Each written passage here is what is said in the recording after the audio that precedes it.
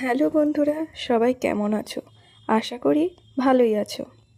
আজকে আমি তোমাদের জন্য আবার একটা নতুন রেসিপি নিয়ে চলে এসেছি।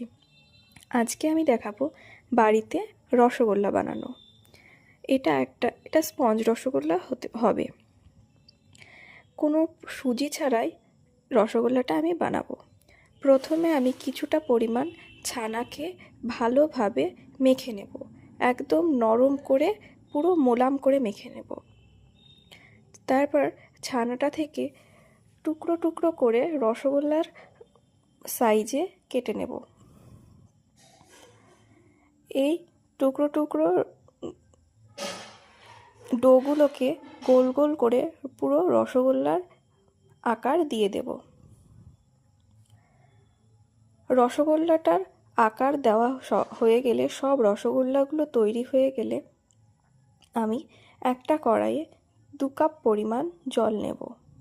এরপর তোমাদের যদি এলাচ ভালো লাগে তবে এলাচ দিবে, আর ভালো না লাগলে দেওয়ার প্রয়োজন নেই।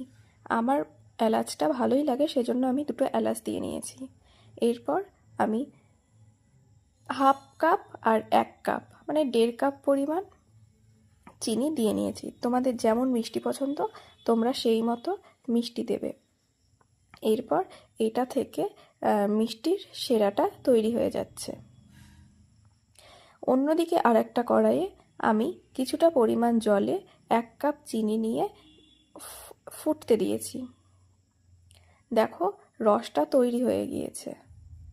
আর অন্যদিকে যে জলের চিনি দিয়েছি সেই জলটা ফুটতে শুরু করলে তার মধ্যে আমি রসগোল্লাগুলোকে ছেড়ে দেব।